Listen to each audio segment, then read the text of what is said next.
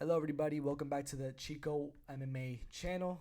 Here I am with another picks video. We're going to be talking about the entire card that holds the super fight for Makhachev versus Volkanovski, champion versus champion, pound for pound versus number one versus pound for pound number two. This is such a rare fight in the UFC and MMA in general. I don't think we're going to get another fight like this for a long time. So this is one in a million for sure. So very special fight for the main event. Very interesting fight for the co-main event. Not the most stacked card, but you got to admit the last two fights, main and co-main event, they're very intriguing fights. So we're gonna start off with Zubaira Tukhugov versus Elves Brenner.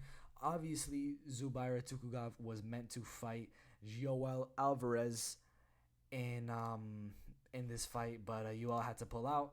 I was very excited for that one and very sad that he had to pull out. But Els Brenner is here on short notice, and yeah, the short notice just kind of tells me everything I need to know.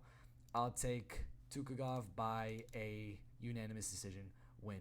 We move on to Blake Builder, my bad, versus Shane Young. No odds on that yet, but Shane Young is from New Zealand, so the Australian crowd should be supporting him in this fight. He's undefeated at 7-0 with one draw. That's no losses, so still undefeated. And El Animal, if we look at their resumes, who they fought, and if that would actually come out. Okay, yeah, here we go. So we've got some decisions in in 2019, 2018, but since then it's just been armbar submissions, and we've even seen that he's able to knock people out. He got a first round rear naked choke win in the Contender Series, and that was back in late August, so he's not going to be any different this time around. If we look at Shane Young, he is 13-6, I think. Yeah, he's 13-6. And he's on a 2-fight losing streak. He got knocked out in 2020, lost the decision in 2021, and is now finally coming back to fight in 2023. That also just kind of tells me everything I need to know. Honestly, I have it written down here to take Builder by unanimous decision, but I think third round submission is just something I see a lot of in early prelims, so I'm gonna go for that instead. Third round submission, some kind of late round submission. I don't know if that's just me, but I think that happens a lot. So let's go for that. We move on to Loma Lukbanmi versus Elise Reed. Loma being the minus 260 favorite, and Elise Reed being the plus 235 underdog. I've looked at both of their records, who they fought, and if I could actually pull it up, because my computer's being really slow right now. Yeah, just hella slow. Yeah, okay, finally. Damn. Yeah, so you got a 7-3 Loma from Thailand versus a 6-2 Elise Reed. Or is that, it says at the top Luma Lubomi, but here it says Loma. Yeah, we got 7-3. They're straw weights, 5'1" for Loma here, reach of 61.5 inches, 4-2 in the UFC, coming off a unanimous decision win this past September for a UFC fight night. Before that, it was a loss in 2021, but at least we know that she had a fight recently, so that's definitely something. And if I could go to Elise Reed, yeah, hey, 2-2 in the UFC, so not the best record either. But they also had a unanimous decision win in September. They were just a week apart. This one was on a pay-per-view, which is the only difference. But we've seen here that she's Elise Reed has been knocked out by people in her weight class, even as recently as last year. So her only wins have come by decision as well. One of them was a close split decision. So where does that take me? I think Loma's going to take it. I think that's a safe bet, and I think it's also a safe bet to say that it'll be a unanimous decision. So I'm going to take that. Next we have Jack Jenkins versus Don Shainis. This is, if we look at the odds here, they don't got odds, okay. But Jack Jenkins is the Australian, so the Australian crowd in Perth will likely be rooting for him. I'd hope so, because he is their guy. I'm pretty sure Don Shainis, he was the guy that fought Sadiq Yusuf in his last fight for the October 1st fight night, when Yusuf had an opponent pull out and he needed a short notice replacement. Don Shana stepped in, it was for a ranked spot, and he got choked out in 30 seconds. So, showed the skill of Sadiq Yusuf, especially on a guy who was on a 5-fight winning streak. But he did get added to the UFC for this one fight. And obviously, he signed a contract, so he's going to have maybe, I think, 2 more fights. And if he does well in those 2 fights that he has, they might give him another contract. If he loses them all, he's likely going to get cut. But we've seen before, he can get some knockout wins over guys that aren't that good, especially Jay Ellis, who is 16 and 104. I was looking at this guy's record, right? Or his resume, and Jay Ellis, and I saw a lot of interesting names. There was one that caught my attention, though. Colby Covington fought this guy and beat him. So, that's says a lot about Covington's resume that we definitely didn't already know. Definitely not. But yeah, he was on a 5-fight winning streak before this, and then the Sadiq Yusuf win. It just showed the difference in skill, between regionals and UFC.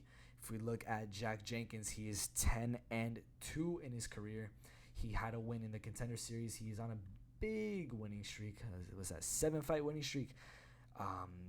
It's by decisions, chokes, knockouts, TKOs. He got a ground and pound win in the last 30 seconds of his Contender Series fight, and it was against a guy that's not too bad, not a terrible record, 8-1. So that was back in September. Honestly, I just feel like this guy, Jack Jenkins, is just going to be more able to pull something off. I think it's a little bit more influential that he's got the whole Australian crowd behind him, but I wouldn't be surprised if Don Shainis pulls it off either. I think he could do it as well, but if I had to pick one, I'd say Jack Jenkins, and I'd take him by a 3rd round knockout. That's what I'm gonna say, but could definitely go wrong. We move on to the prelims. Jamie Mullarkey versus Francisco Prado. Prado stepping in on short notice to fight Jamie Mullarkey after he had an opponent pull out. It was Hasparat, Nasrat Hasparat, and he pulled out of that fight. So now Jamie Mullarkey's fighting the guy who's very famous in Argentinian regional fights, Francisco Prado. I've seen some of his fights. He was in Argentina all of his career except for this fight, and the UFC called him step in on short notice on one of their better lightweights, and he stepped up to the challenge. Jamie Mullarkey, 15-5. Francisco Prado undefeated at 11-0. Jamie Mullarkey has fought definitely the way better guys. He is 3-3 in the UFC, but he's fought guys like Michael Johnson, like Jalen Turner, like Brad Riddell. He's had 6 fights in the UFC, and he's been knocked out before, twice out of his 3 wins. And he's also knocked out other guys, Michael Johnson was his last fight. It was his last win as well. A lot of people consider it to be a robbery. I don't remember what happened in this fight. I think I was in the bathroom or eating or something. I don't remember this fight, but I do remember the main event though. So that's weird that I don't remember this fight.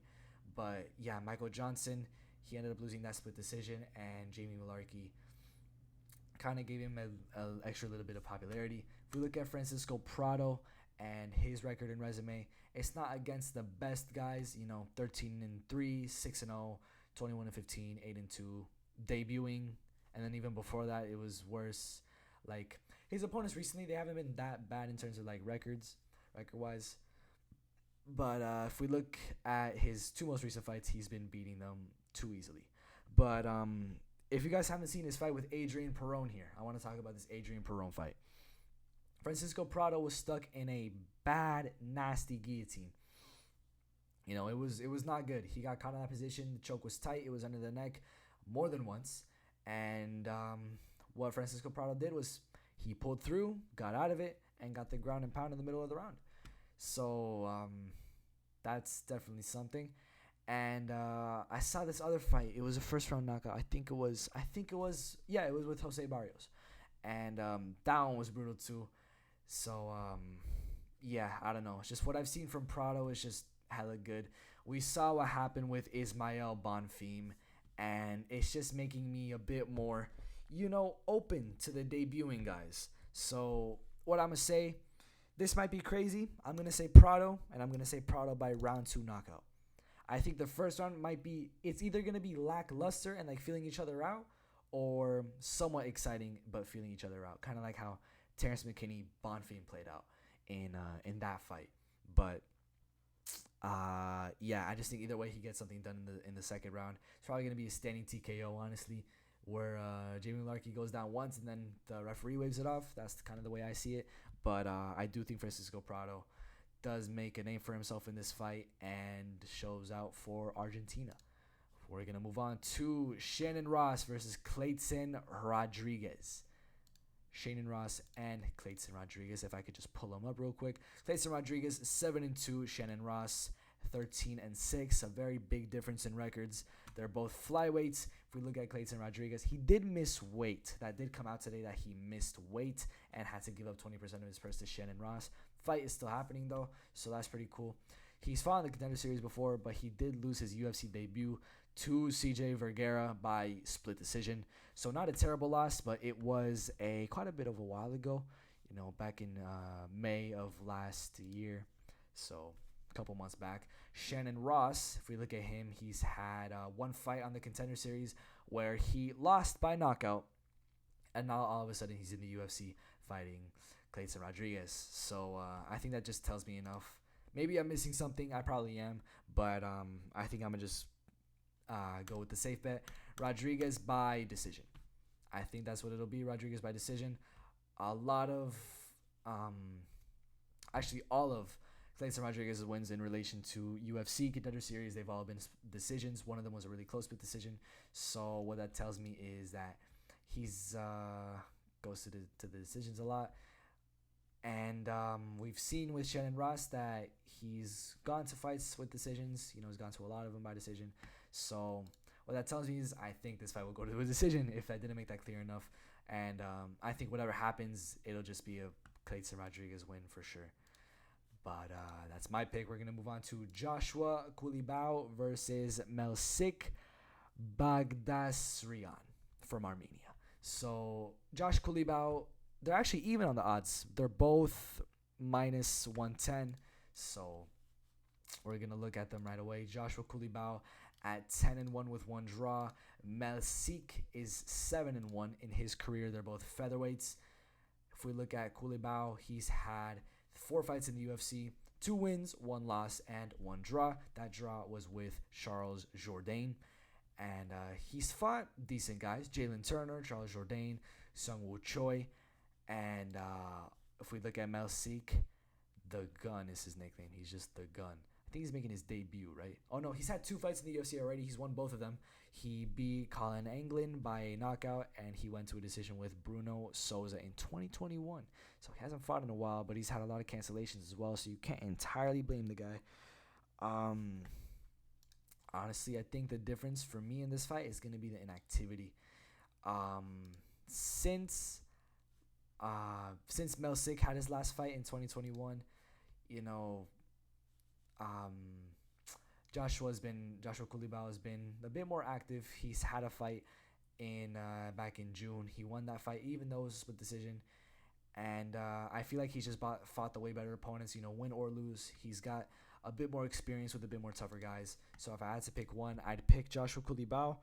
But I'd go safe with it. I'd say decision, even though I'm not really sure about decision. I think there's going to be some kind of finish, honestly. But we've just seen in all the recent fights, decision among split decision and split draw. I think decision is just a safe bet. So we're going to move on to the featured prelim, if it would let me. Hell yeah. Tyson Pedro versus Modestas Bukauskas. Tyson Pedro at a minus 250 favorite for this fight. If we open up their resumes and records, Tyson Pedro is 9-3. Bukauskas is 13-5. If we look at Tyson Pedro, he is the Australian. He is 5-3 in the UFC, coming off of a 2-fight winning streak. One was a knockout against Ike Villanueva. Another win was against Harry Hunsucker by first-round knockout as well. So he's on a 2-fight first-round knockout winning streak.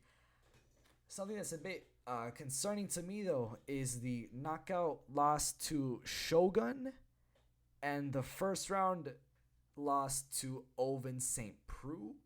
But then again, that was 2018. 4 years later, he comes back and is on a rampage in the division and in the UFC. So I think we could probably ignore these last two losses. Even the Ilir Latifi loss is just crazy, these losses. But seems like he's come back. He fought on the main card of Usman versus Edwards, the rematch for UFC 278. And now he will be fighting Modestas Bukauskas, who is 13-5. He went 1-3 in the UFC before getting cut and is now fighting again. So he had a first round retirement win, and then he fought a lot of known guys. He fought Jimmy Crute, he fought Michel Alexejic, he fought Khalil Roundtree. Two of these guys are still ranked today. First round knockout and then a split decision loss. And then second round knockout, it's just not very good. UFC cut him. He went to Cage Warriors for some time, got 2 wins, is on a 2-fight winning streak, and is now coming back to the UFC. I think the fact that he's been cut before, it's definitely saying something. Thing is, though, Modestas has definitely lost to the better opponents, especially at the time that they fought them. Like, that's another factor as well, not just talking about right now, but also at the time he fought them. But I don't know. I feel like Tyson Pedro right now, he's on too much of a rampage to lose. If I'm just being honest, that's just the way I'm seeing it right now. So if I had to pick one, I think, I don't know, man. Bukauskas, he did get cut, and I think he could get cut again. There's a chance he wins this fight. I do think so, but I don't know. I just don't really see Tyson Pedro going out this way. I don't really see it. So I had to pick Tyson Pedro. I have to pick knockout, and for me, it's between first and second round. I think second round is much more likely. I have it written down here first round, but I'm going to just stick to it first round. Why not? And we move on to the main card. Hell yeah, main card. Number 12 ranked light heavyweight Jimmy Crute versus unranked Alonzo Menifield. Jimmy Crute is the minus 230 favorite, which is pretty crazy to me considering how many people online are talking about how Alonzo Menifield will destroy Jimmy Crute. I'm here to talk about what I think will happen, and I just gotta pull them up first. I watched a few of their fights to kind of think about who will win this, because I don't know. I've seen a lot of different opinions online, and it's just like I can't just go with one. So if we're looking at 12-3, Australian Jimmy Crute, 4-3 in the UFC, 2-fight losing streak, hasn't fought since 2021, is now coming back a year later, because that was in December, so it is kind of a year later. A year later, kind of 14 months later, after a first round brutal sub 1 minute loss to Jamal Hill, and obviously that loss against Anthony Smith where he showed his heart and his grit and his takedowns even with a busted up foot. So yeah, he's beating guys like Modestas, like Michel Alexejic, he's beating Sam Alvey, he's beating Paul Craig. Just a interesting resume. Not saying anything else, just kind of interesting. But the 2-fight losing streak is definitely something that people are looking at, and that layoff is something that people are also looking at. He has a win on the Contender Series, and if we look at Alonzo Menifield, Atomic, he is 13-3. He's 6-3 in the UFC. Has 2 wins on the Contender Series. He has more wins on the Contender Series than he does Bellator, which is 1 win. That's crazy. His last fight was against Misha Serkinov. I'm pretty sure Serkinov got cut from that fight after this knockout. He beat Askar Mazharov. I saw this fight. It was somewhat impressive win. He lost to William Knight, which isn't a good look. He lost to OSP, which isn't a good look. He lost to Devin Clark, which isn't a very good look either. Beat Paul Craig, which, I don't even know what to say about that. Jimmy Crute beat Paul Craig as well. Johnny Walker beat Paul Craig. It's an interesting career for Paul Craig there. But honestly, I'm seeing a lot of people saying like, oh, Alonzo's just going to go on and kill him, like what happened in the other fights with Jimmy Crute. A lot of people are thinking about that Jamal Hill fight. But the way I see it, I think Alonzo Menifield, he's going to rush, and he's going to get sloppy, and he's not a very smart fighter. He kind of rushes down his opponents, and for a ranked guy like Jimmy Crute, I feel like one counter shot and then some ground and pound will be enough for a referee to step in. So I'm going to go for the risky move. I know a lot of people aren't picking this. I'm going to say Jimmy Crute by first round knockout. That's what I'm saying right off the bat. Might not happen, but I'm just saying I'm going to take that risk. That I don't think I'm taking no risks on. I'm super comfortable with this pick. Is my pick for Bad Man Justin Tafa versus Parker Porter. Don't know why this is on the main card. That's absolutely wild to me. But Justin Tafa versus Parker Porter. Justin Tafa is the slight betting odds favorite at minus 140. If I pull up both of their resumes and records, Justin Tafa is 5-3. Parker Porter is 13-7. What's going on with the UFC? Why is this on the main card? I don't know what's going on. But yeah, he's 2-3 in the UFC. He's coming off a win against Harry Hunsucker. That was a very impressive win. I can't lie. But yeah, he lost to Jared Vendera. He lost to Carlos Felipe. They were both decisions and close ones at that. But I don't know. He got a lot of knockouts before that. He did get knocked out also in his UFC debut, which isn't a good look either. We're gonna look at Parker Porter, who's 13-7. He is 3-2 in the UFC, so opposite Justin Tafa. He's coming off of a loss, which is also opposite Justin Tafa. It was against Jailton Almeida though, so we can kind of look over that because that's Jailton Almeida. He lost to Chris Dawkins as well, which isn't a really good look. It's not something that looks super good, but Chris Dawkins is ranked. He's in the rankings for a reason, and yeah. After that loss, he went on a 3-fight winning streak. Before losing again to Jailton Almeida, and now he will be fighting Justin Tafa on the main card of an $80 pay-per-view. Absolutely wild to me, but honestly, I seen both these guys' fights, and I don't got no questions. No questions asked. Justin Tafa, some kind of first round knockout. Man, I don't know. There's just a difference in between these two. It's just the way I see it. So I think it'll definitely be a Justin Tafa win there. Another one, Randy Brown versus Jack Della Maddalena. This is a very interesting fight. Kind of cool that they put it on the main card. This is a fight that I'd be more looking forward to. Della Maddalena at a minus 305 betting odds favorite. Randy Brown at the plus 255. I looked back at a lot of these their past wins and losses. Randy Brown 16-4. Jack Della Maddalena 13-2. If we look at the rude boy, Randy Brown, he is 10-4 in the UFC. A lot of experience. 4-fight winning streak, including the likes of Alex Oliveira, Chaos Williams, Jared Gooden, and Francisco Trinaldo. His last 3 wins came by decision. I don't know. It's just not a very good look. He has beaten guys or he has fought a lot of good guys at, his weight class. He fought Bilal Muhammad. He fought Nico Price, Brian Barberena. He fought Vicente Luque. He's even beaten guys like Barberena, Alves, Mickey Gall. Even though the Mickey Gall win isn't super good, but he was undefeated at the time, so that's definitely something. Yeah, that's Randy Brown. If we look at Jack Della Maddalena, he is 3-0 in the UFC, all first-round finishes. I think the way to look at it is a lot of it has to do with Randy Brown's last 3 wins and Jack Della Maddalena's last 3 wins. It's just a very clear difference.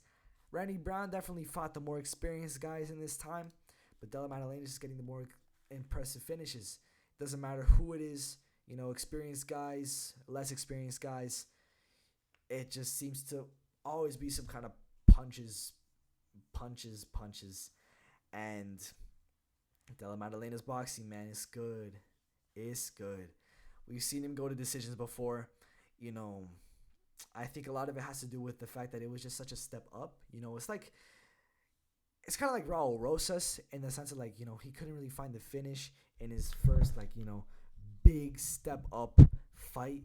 A lot of fighters, they go to that kind of decision. You see a lot of decisions on the Contender Series, and what I mean is that most of them happen due to that reason, if that makes sense. But I think that's what happened to Della Maddalena, as well as Raul Rosas, as well as a lot of people. And honestly, I think Della Maddalena just has to get it done. I don't think there's any way he doesn't get it done unless it's a decision. I think if it's a decision, just by some kind of destiny, it'll have to go to Randy Brown. But I'll take Jack Della Maddalena if it would let me. No? If it would let me, yeah. Jack Della Maddalena, say knockout. I don't want to say first round though. Randy Brown is too experienced for that. I think this is definitely the best guy Jack Della Maddalena has fought up to this point. So I'll say second round. I think that's fair. I'm gonna move on to Yair Rodriguez versus Josh Emmett. A lot of people have been talking shit about this fight. I think this is a super fun fight. How can you not be like somewhat intrigued with this fight? This is a very interesting fight. Number 2 versus number 5. Yair Rodriguez, the slight betting favorite at minus 165. Josh Emmett at the underdog in the underdog position at plus 140. This is for the interim featherweight championship. Whether Volkanovski wins or loses, he will be fighting whoever wins this fight, and it will be for the featherweight title. So that's the stakes for this one. Whoever wins this fight becomes number 1 contender, becomes interim champion, gets a piece of the gold, and it'll be either Yair Rodriguez or Josh Emmett. Yair 9-2 in the UFC with 1 no contest against Jeremy Stephens. His last fight was a win against Brian Ortega. It was a kind of fluky shoulder armbar injury submission win in the first round. And yeah, I don't know. Very interesting one. Very interesting fight and finish. Just not really much to say. If we look at Josh Emmett, on the other hand, he is 9-2 in the UFC as well. He's on a 5-fight winning streak, and it includes the likes of guys like, he knocked out Michael Johnson. He knocked out Mirsad Bektic. He's beaten Shane Burgos, beaten Dan Ige, beaten Calvin Kattar. Wins that haven't aged really well. I don't think any of these wins have aged really well. I think, either probably the Michael Johnson one aged maybe the best, or the Dan Ige one, because he did get that win last month. But I don't know, man. 5-fight winning streak. But if we look at the guys Yair has fought, Brian Ortega, Max Holloway, Jeremy Stephens, TKZ, Frankie Edgar, BJ Penn, Alex Caceres, Andre Fili, Dan Hooker, Charles Rosa. I think it just kind of outweighs, Kattar, Ige, Burgos, Bektic, Johnson, Stevens, Lamas, Holtzman. In my opinion, I don't like Josh Emmett. The most highest ranked guy he fought was Calvin Kattar, and I'd argue he lost that fight. I do think he lost that fight. I don't think he should have won that fight. And even a lot of people saying he didn't beat Dan Ige either. A lot of people think that he got robbed, or no, that he robbed Dan Ige in that fight. So it's just not a good look there. He's powerful. I'll tell you, he's powerful, but he's also fragile. He gets hurt, and he's just broken after every fight. He's left a mess. He's like Nate Diaz, bro. But instead of blood, it's just bruises and broken bones, bro. That's Josh Emmett. He's powerful. He's very, very powerful. He could put Yair's lights out probably. He could finish this fight if, it's definitely possible. But I don't know. If I had to say, I feel like Yair is just a bit too rangy. He's too skilled. I don't feel like he'd be silly enough to get caught with something like that. It hasn't happened before in any of his fights, and I don't think it's going to happen with Josh Emmett. If it didn't happen with Max Holloway, Jeremy Stephens, Korean Zombie, a lot of these guys, even other skill strikers like Alex Caceres, and as well as guys like Brian Ortega, I don't think it's going to happen in this fight. He's only been knocked out once in his career. Doctor stoppages, I'm not counting that. Josh Emmett, it's just a very clear difference between these two guys, in my opinion. I feel like it should be Rodriguez versus Kattar. That's what should be going on right now. If not, Yair versus Arnold. But if they gave the win to Kattar like he deserved it, like it should have been, Kattar would be fighting Yair Rodriguez right now, and that's how it should have been. That would have been a way, I don't know, I guess more fair, fair for Calvin Kattar, I guess. But I don't know. I just saw getting into it too far. I think, honestly, rangy, the kicks, the intelligence. I think everything is just gonna play into the fact that Yair will win this fight. I think it'll be a knockout, some kind of maybe a TKO as well. Maybe the corner stops it. Maybe the referee has to step in. I think it'll be in the fourth round, though. I think Josh Emmett will try to push and fight as much as he can until he just can't no more. I feel like it'll be like the Stephen Thompson versus Kevin Holland. It'll be like that kind, but it'll be more dominant for Yair. I feel like maybe Josh Emmett will be able to like you'll be able to argue him one round, maybe the first, maybe the second, but I think after that it'll just not really be it. I think he'll look worse than Kevin Holland did, not in terms of fighting, but in terms of damage.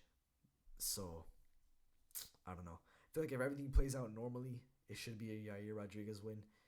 If something changes, if something turns weird, we could see Josh Emmett becoming a interim champion, which would just be wild. Anyways, Islam Makhachev versus Volkanovski. This is the super fight.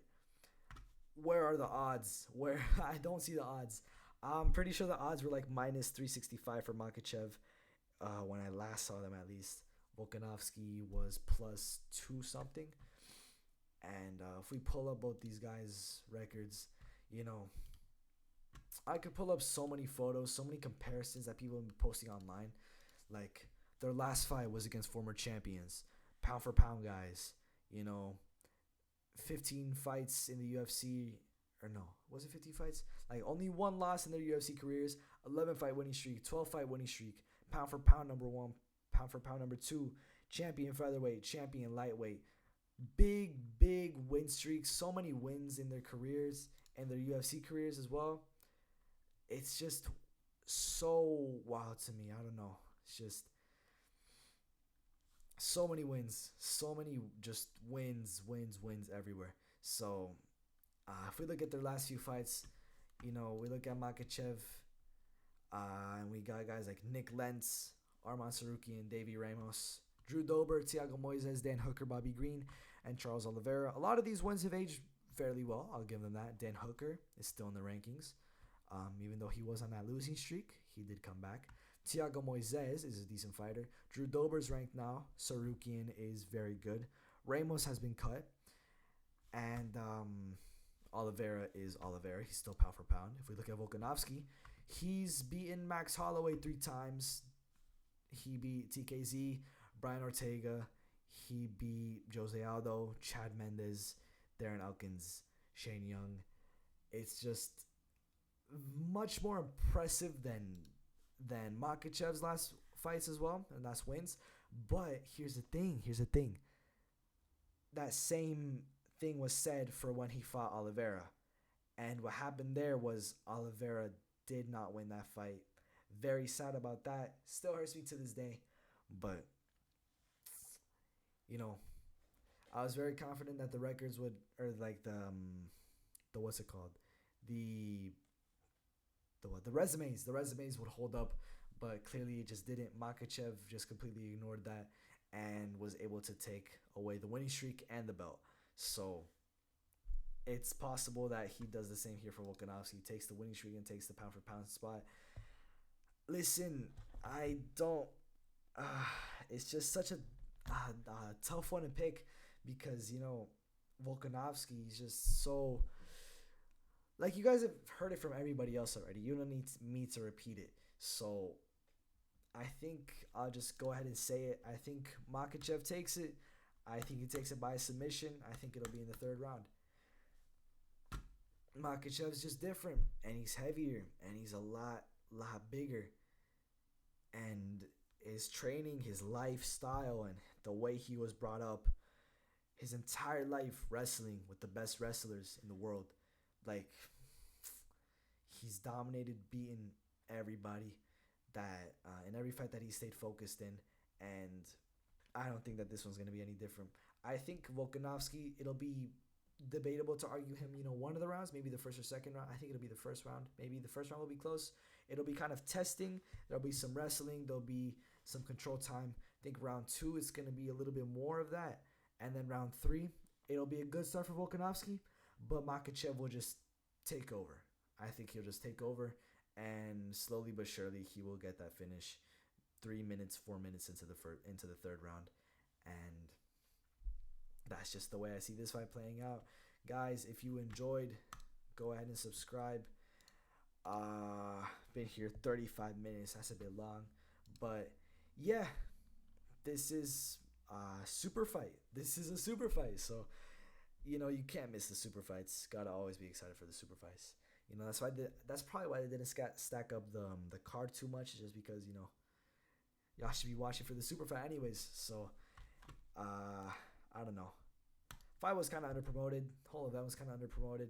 I made a video about it already. If you want to go ahead and watch it, yeah, definitely some interesting fights on this entire card, and can't wait